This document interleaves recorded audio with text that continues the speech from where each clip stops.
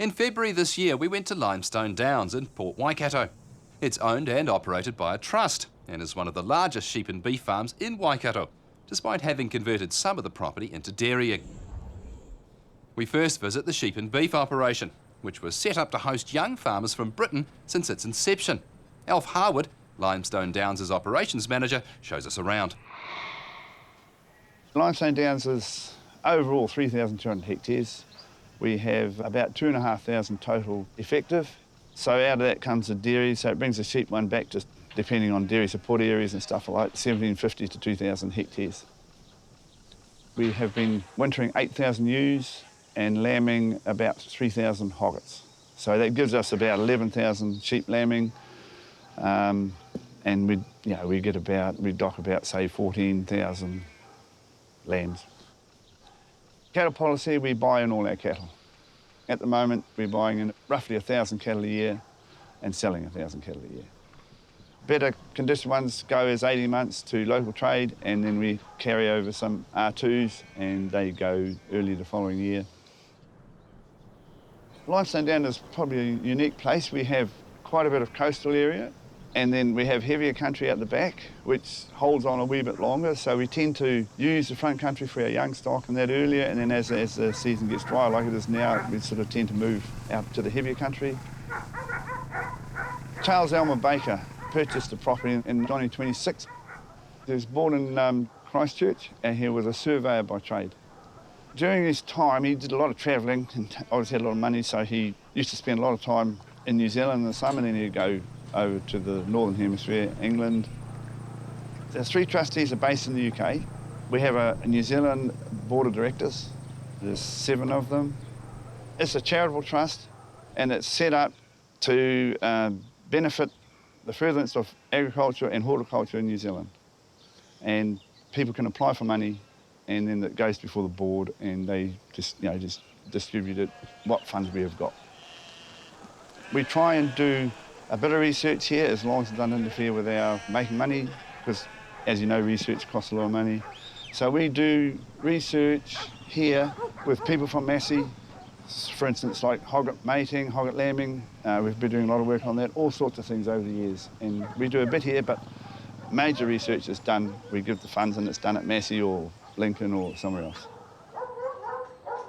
We're summer dry country, so there's a big challenge trying to source feed and making sure the ewes and the hoggets are in good enough condition to go to the ram. Limestone Downs lambing percentage is 135 to 140%. Originally, it was a straight Romney flock way back in the 70s and earlier, but basically these sheep are a fruit salad. We had a fin put over them in the early days, East Frisian, and bits and pieces, Dorsets and whatnot, but now we're trying to stabilise it with putting a coop worth, and we've used a Romney a couple of times. But what we have got is a nucleus flock that we breed all our own rams.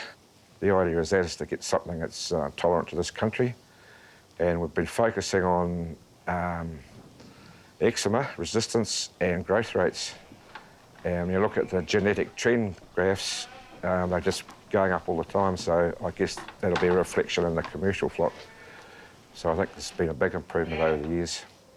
All this hogget trial work that we've been doing, there's some real good stuff come out of that, and recently they've done a lepto trial, and they're doing a longevity trial where all the hoggets have been tagged for the previous 3 seasons, and they're following those sheep right through to death pretty well, and that's brought out some interesting things.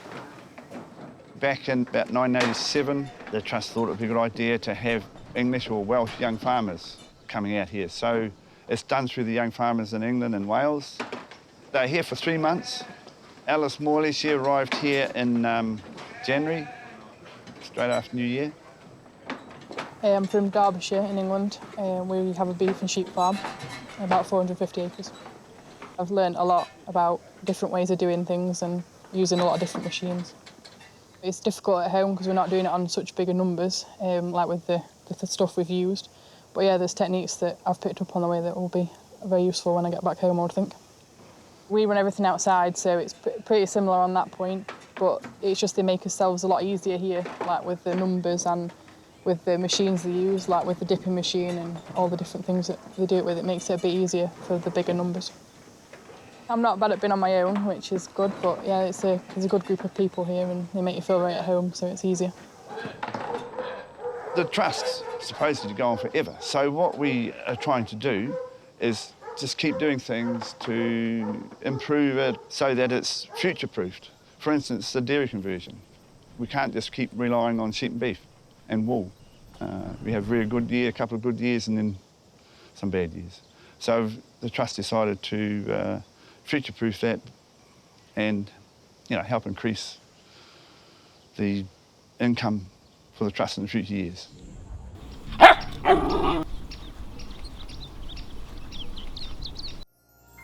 This program was made with funding from New Zealand On Air.